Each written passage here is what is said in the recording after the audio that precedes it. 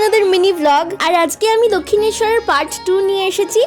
আর আগের দিন যেরকম আমি বলেছিলাম এবং দেখিয়েছিলাম যে আমরা এখন আদ্যাপীঠে এসেছি, আর আদ্যাপীঠে এসেই সবার প্রথমে আমরা পেয়ে গেলাম বাবার দর্শন, আর তোমাদেরকেও দর্শন করিয়ে দিলাম বাবার, তোমরাও বাবার দর্শন নিয়ে নাও। তারপর আমরা নাট মন্দিরে অনেকক্ষণ বসেছিলাম, যেহেতু ভীষণ টায়ার্ড লাগছিল। আর এখানে শুধু আমরাই ছিলাম না, অনেকজন কিন্তু বসেছিল। আর এখানে আমি তোমাদেরকে নাট মন্দিরটা দেখাচ্ছিলাম। আর জানো এই পেন্টিংসগুলো প্রায় 200-300 বছর আগের পেন্টিংস, খুব সুন্দর লাগছিল দেখতে।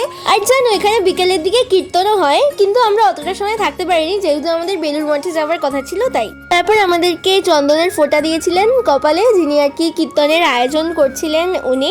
আর দেখো নাট মন্দির থেকে বেরিয়ে এই জায়গাটা কি সুন্দর দেখতে লাগছে, আমার তো খুবই ভালো লাগছিল। মানে এই জায়গাটার মেইন আকর্ষণ হচ্ছে এই মাঝখানে শ্বেতলিঙ্গটা। আমার মনে হয় পাশে লাইটগুলো বোধহয় বিকেলের দিকে জ্বলে।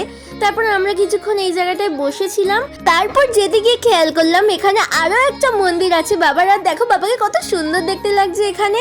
এরকম দক্ষিণেশ্বরের মন্দিরেও কিন্তু বাবার অনেক ছোট ছোট মন্দির আছে। তারপর আমরা আদ্যাপীঠ থেকে চলে এলাম দক্ষিণেশ্বরের ফেরিঘাটে, কারণ এখন আমরা যাব বেলুড় মঠে। আর এখানটায় এসে যেন পরম শান্তি পেলাম, কারণ সারাদিনের এত গরম, এত রোদের তাপ, এত ক্লান্তি যেন এক নিমেষেই কোথাও উধাও হয়ে গেল। মানে এত হাওয়া দিচ্ছিল, ভীষণ শান্তি লাগছিল। আর গঙ্গার পাড়ে সবসময় একটা মনোমুগ্ধকর আবহাওয়া থাকে।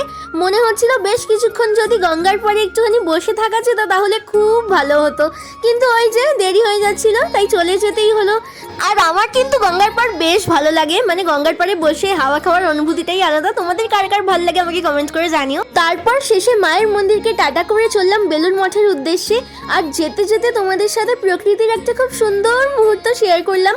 তো আজকে এটুকুই, কেমন লাগলো আজকের ভিডিওটা জানিয়ে যেও। আর যদি ভালো লেগে থাকে তাহলে please like, comment, share, subscribe বা ফলো করে দিও।